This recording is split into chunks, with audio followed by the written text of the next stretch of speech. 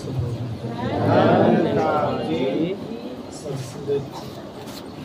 बहुत अरसे के पश्चात आप सतगुरु स्वरूप के चरण आपके आशीर्वाद प्राप्त करने के अवसर मिल रहे हैं। लॉकडाउन में बीच में आने के कई बार मौके मिले। कभी आदरणीय मुखी जी का दर्शन करके वापस आना,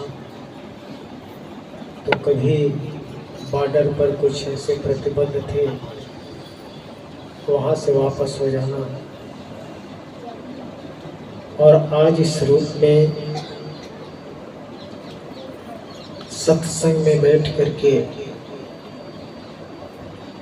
जहाँ पर एक समर्पण की अवस्था होती है, जो विराट सत्ता अकाट्य है, छेद है, अभेद है, जो चर में व्याप्त है, जमा जमी के बीच एक जोत है, न घाट है न बाढ़ है, न घाट बाढ़ होते हैं। जाको जोगी खोजत हारे, पाए नहीं पारा। लेकिन जब सतगुरु की कृपा होती है और सत्संगत की रहमत हो जाती है, तब हम यहाँ बयां करते हैं कि सो स्वामी और निकट पसारा, रूप रंगते न्यारा। ऐसे अविनाशी स्वरूप हमारे आगे पीछे दाएं बाएं ऊपर नीचे जो विद्यमान है, आओ हम इस चीज का विचार करें कि सत्संग केवल इन शब्दों से ही नहीं पूर्ण हो रहा है। सत्य सर्वत्र है, लेकिन इस सत्य के बीच में हमारी अवस्था क्या है? हम किस दशा में इसके बीच में रह रहे हैं, और इस अविनाशी के अंदर हमारी दिशा क्या है? ये दिशा और दशा दोनों अवस्था में जब समर्पण भाव से जीवन यापन होता है, हमारी दिनचर्या होती है, सुबह से शाम तक और रात में सोते तक, ये हमारा भाव बना रहे कि हम हैं कहाँ। खाली 2 घंटे सत्संग है या 24 घंटे हम सत्संग में मौजूद हैं। वो अवस्था सतगुरु और आप सतगुरु स्वरूप से मिल जाए, जिसका आप जिक्र करते हो, जिसे आप हमें समझाते हो, वो ध्यान हमारा बन जाए, वो अवस्था हमारी बन जाए कि हम हर पल आपके इस विराट स्वरूप के अंदर विद्यमान है, मौजूद है। जो भी कार्य व्यवहार हमारे चल रहे हैं, जो बोल हमारी है, जो चाल चलन है, जो व्यवहारिक जीवन है, वो इस निराकार पारब्रह्म परमात्मा अर्थात सत्य के बीच में व्यतीत हो रहा है, ये गुजर रहा है। यही हमारा सत्संग है। हमारी आदत बन जाए इसके साथ जुड़ा रहे। महात्मा गीत में बयान करे थे कि अब तेरे दर्शन कभी हट ना सके, हम जुदा ना हो सके। शुरू में बहन ने गीत में भी यही हमें समझाया कि सारी उम्र आपके चरणों में व्यतीत हो जाए। ये हमारा ध्यान बना रहे, केवल जबान नहीं।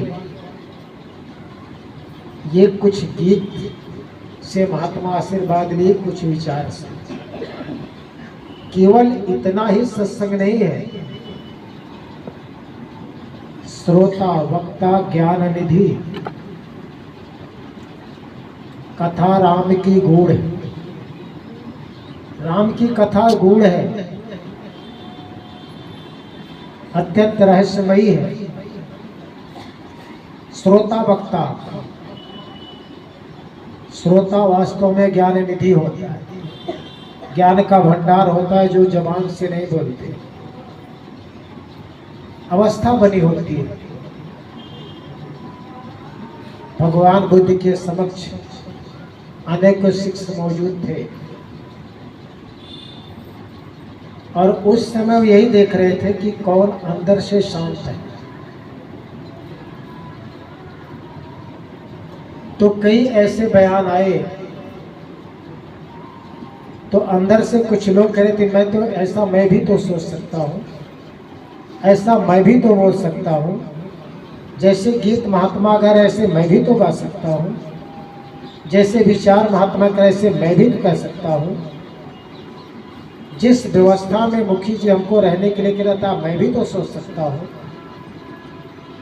ऐसे वहाँ भी बैठे हुए, इधर भगवान बुद्ध जी की शिक्षा चल रही, उधर अंदर अरे देख रहे हैं कि शांत कौन है।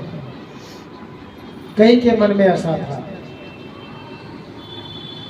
और जब महाकाश्यप जी से पूछा गया कि महाराज आज आपने क्या सुना,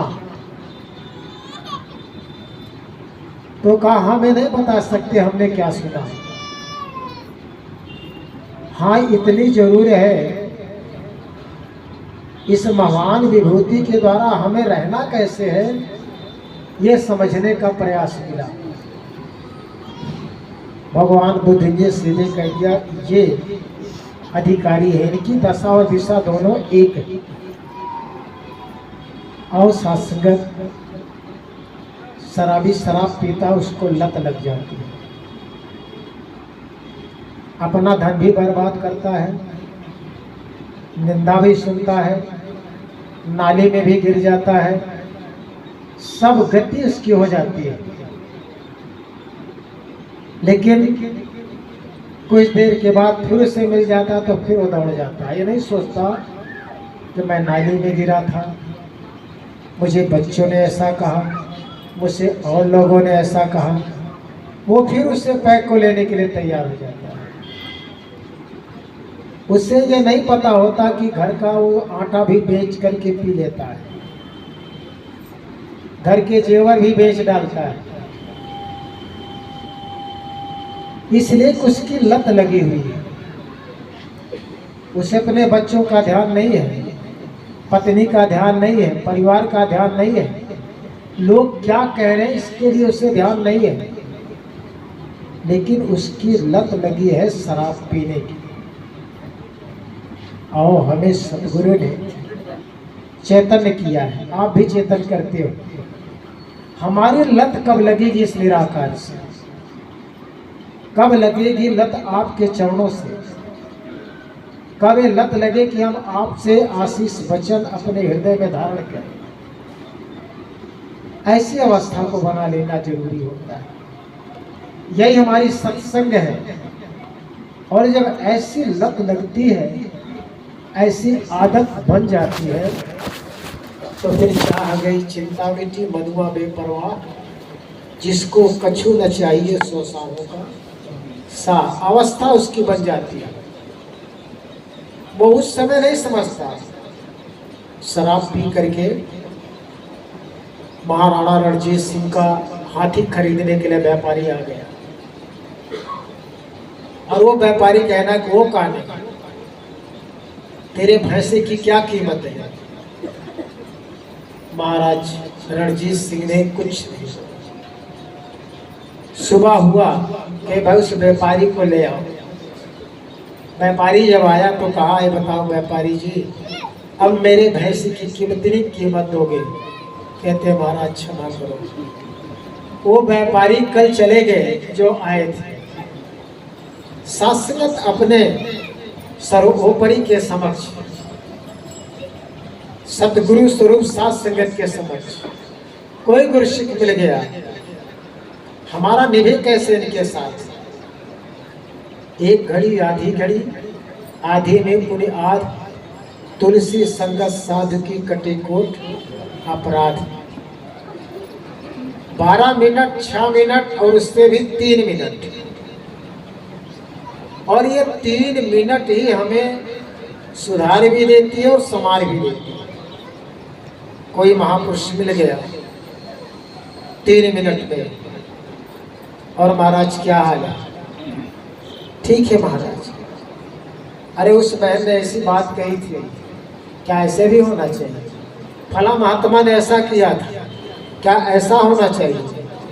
कान तो भर दिया 3 मिनट में, खुद भी पाप का भागीदार बन गया और हमें भी पाप का भागीदार बना दिया। और वही 3 मिनट आधी में बुनियाद फला महात्मा ने कृपा की, मुझे इस भवसागर से तार दिया, मेरे सतगुरु से जोड़ दिया, चिंता दूर कर दी, दो तरफ की खटपट को दूर कर दिया। बाबा अवतार सिंह जी के समक्ष एक सज्जन पहुंचे, कहले नगे महाराज जो हमको बार बार ऐसी बात करते हैं, अब मैं क्या करूं? मन तो कहता है कि मैं उनको मुंह तोड़ जवाब दे दूं, मन तो कहता है कि ऐसी बात कह दो कि वो आगे से कहना बंद हो जाए। बाबा अवतार सिंह जी ने कहा भाई सुनो देखो, हाथ हिलाना शुरू कर दिया। कहे बताओ आवाज आ रही है? कहते नहीं महाराज आवाज तो कोई नहीं आ रही। और कहा एक हाथ तू ले बीच में ले आ। कहा अब कह आवाज आ गई। सत्संगत एक हाथ से आवाज नहीं आती, जब दोनों आता है तब आवाज आती है। ऐसी अवस्था बाबा अवतार सिंह जी ने जो हमें बताई, आज भी इसकी जरूरत है। अभी इतिहास की बात आई ना, महात्मा ने बात कही कि इतिहास पहले ऐसा हुआ होगा, ऐसा हुआ होगा। आज मॉडर्न युग में, आधुनिक युग में क्या है? ये निराकार पारबर परमात्मा इतना पुराना है, इतना पुराना है कि इसके पहले सृष्टि थी ही नहीं। परमानंद परेश पुराना, ये सृष्टि नहीं थी तब भी निराकार था, सृष्टि है तब भी ये है, और सृष्टि नहीं रहेगी तब भी रहेंगे। लेकिन आपकी कृपा के द्वारा जो सतगुरु के चरणों में इनका बोध होता है, इसके लिए हम विश्वास ले आने के लिए पुरातन की ओर जाते हैं, नजीर लेते हैं कि आखिर इस निराकार को जो सतगुरु की कृपा के द्वारा आज हमें प्राप्त हुआ है, ये कैसे हम मान लें? क्योंकि हमारे पास अनेकों मान्यताएं हैं। कभी हिंदू धर्म की मान्यता है, कभी मुस्लिम धर्म की मान्यता है, कभी बौद्ध धर्म की मान्यता है, कभी ईसाई धर्म की मान्यता है। विभिन्न गुरुओं, पीरों, पैगंबरों, फकीरों ने जो बात कही पादरियों ने, उनके अनुरूप उन्होंने क्या कहा था, कैसे जाना था, जब उसकी नजीर सामने ले आते तो हमारी समझ में आ जाता कि हाँ वास्तव में ये वही पुराना ज्ञान है। कोई इसका लगाव हमारी धन से नहीं है, दौलत से नहीं है, हमारी ताकत से नहीं, हमारी सुंदरता से नहीं, हमारे रूप और कुरूप से।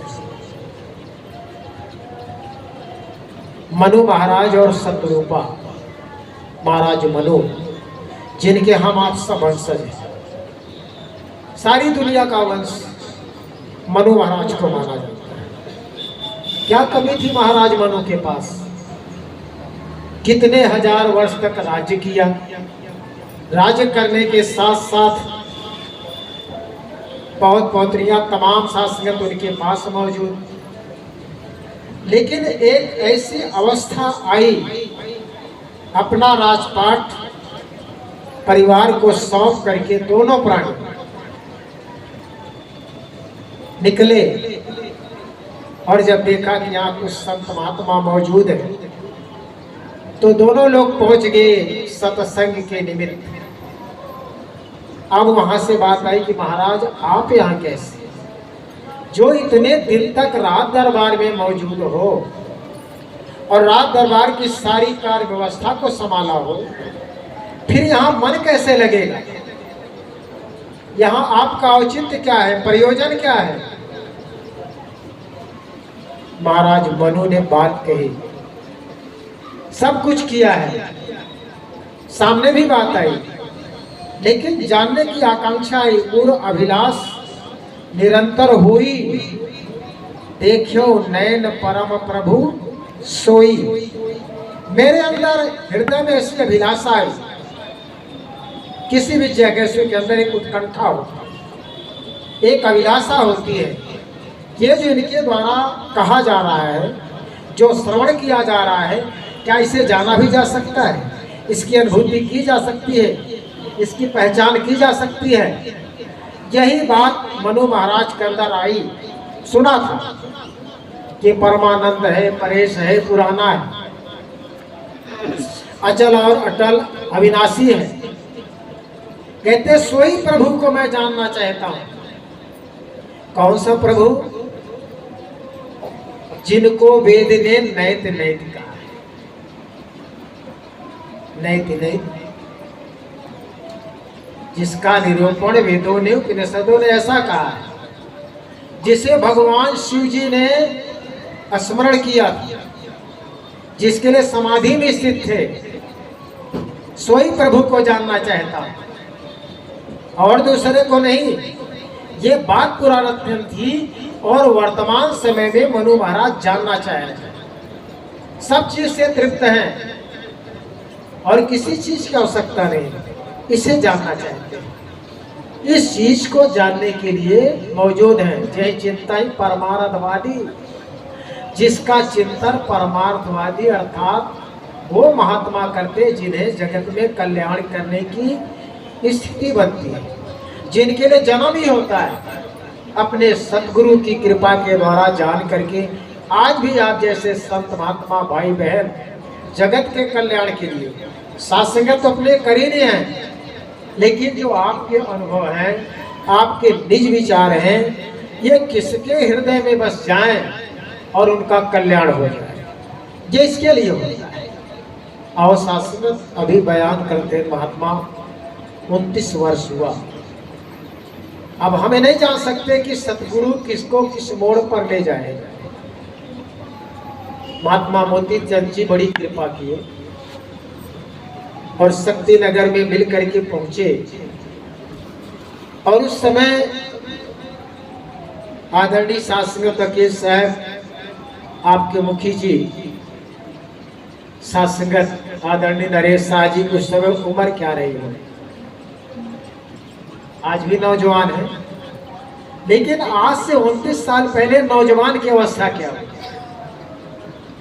हम सब भी यूनिवर्सिटी में रहे तो देखा करते थे कि यार ये किस तरह की बात हो रही है, जाने का मौका मिले फिर पीछे चले आए। लेकिन जिसको इसे तारना होता है वो कोई नहीं जाना जाता कि हम पढ़े लिखे तो अगला भी पढ़ा लिखा हो। ये कोई जरूरत उसको पढ़ाई की आवश्यकता नहीं, उस डिग्री की जरूरत नहीं है। ऐसी डिग्री उस समय काम नहीं करती जो 60 साल के बाद निष्प्रभावी हो जाती। वकालत की डिग्री है वो तो आजीवन चलती है, जब तक सांस है वो चलती है, ये दिन की है। लेकिन कोई डिग्री किया हो और कहीं सर्विस करने जाएगा तो 60 साल के बाद अगर लेकर के गया, भाई साहब मैंने ये डिग्री की है, मुझे सर्विस दे दिया, कह के मती बौरा गई है, अवस्था खत्म हो गई, अब वो डिग्री खत्म हो गई। लेकिन वो डिग्री कैसे मिली हुई है? जो दस्तखत करना भी ना जाने, महात्मा कबीर की तरह मसी कागज छू नहीं, कलम लिया नहीं, हाथ नहीं लिया। ऐसे ऐसे महापुरुषों के द्वारा बड़े बड़े आज के युग में IAS PCS आप सुनेंगे तो दंग रहे कि ऐसे उन लोगों से प्रेरणा ली, ऐसे पढ़े लिखे MA LLB करने वाले उनसे प्रेरणा ली जो दस्तखत करना भी ठीक से नहीं जानते। भाग क्या गई?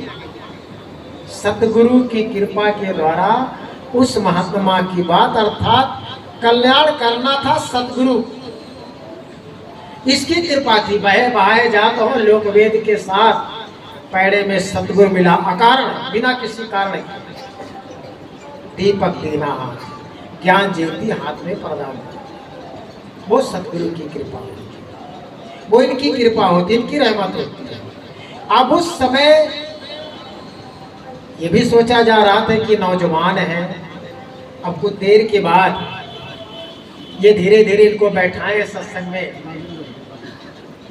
अब बाद में चला कि हाँ ये परमात्मा की अनुभूति करना चाहते हैं, ईश्वर की जानकारी करना चाहते हैं। ज्ञान ले लिया महात्मा ने। उस समय ने सार्थक था कि कैसे बागडोर आगे चलेगी, लेकिन ये सदगुरु की कृपा है, शुरू से जो तल्लीनता, जो लगन,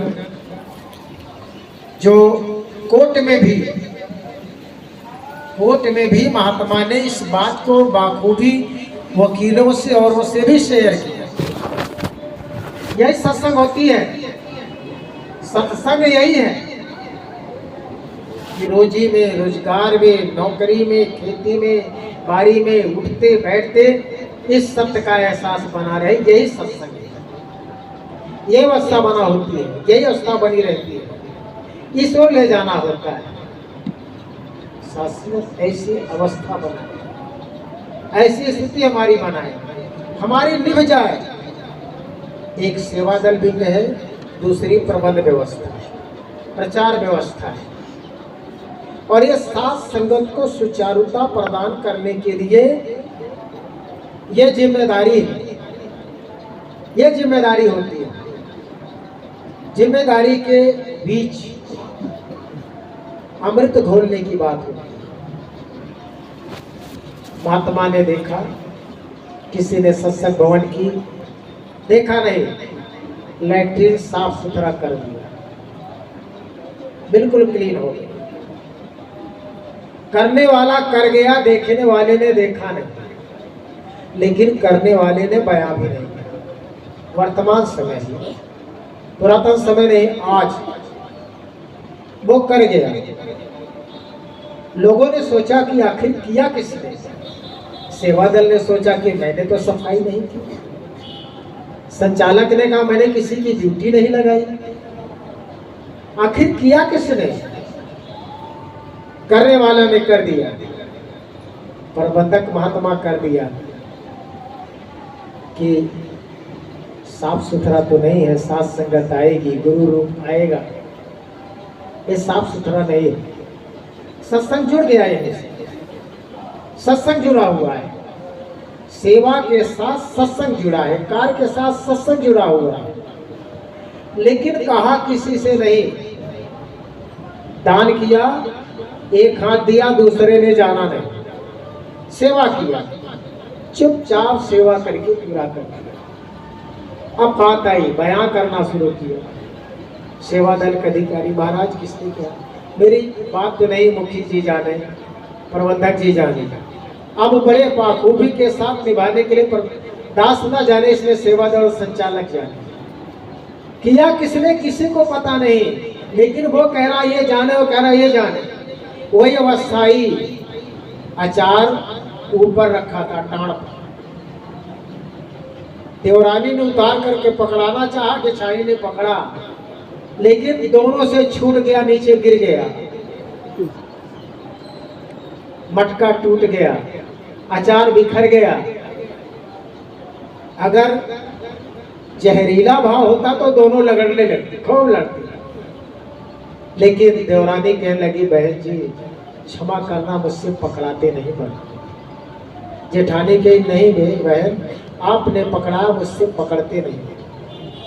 यही अवस्था सत्संगत की है, ये आगे ले जाने के लिए, यही सुचारुता प्रदान करने के लिए, यही हर पल हमें सत्संग से जोड़ने के लिए। जो बीता होता है दर्द दूर हो जाता है। किसी माँ को, किसी बहन को बच्चा पैदा होता है, दूसरी जिंदगी मिलती है, दूसरी जिंदगी मिलती है। मर जाना कबूल करते, लेकिन वो पीड़ा को सहन करना बहुत दूर है। लेकिन जब उस बच्चे को देखती है, लोग मांगलिक गीत करते हैं, तो उसका दर्द दूर हो जाता है। और सत्संग कोई गिला शिकवा नहीं करनी है किसी से। पहले के परिवेश में लाठियां भी पड़ती है सत्संग में, लोग लाठियां बांध देते थे संसार वाले।